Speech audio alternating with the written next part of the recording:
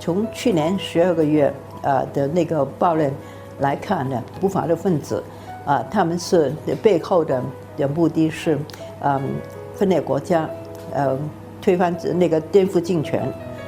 他们采用的是恐怖分子的行为，而且跟外国的那个势力勾结，这些呢都是这个如果是没有这些法律去制裁去防止的话呢，那您就是没办法自暴自论。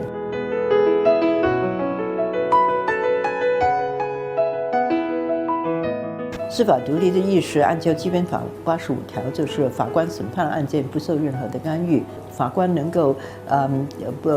无畏无惧的去做出裁决，不受任何人的干预。那你就是行政长官也不能左右法官的审判案件跟的那个结果，这个是有法律上的保障。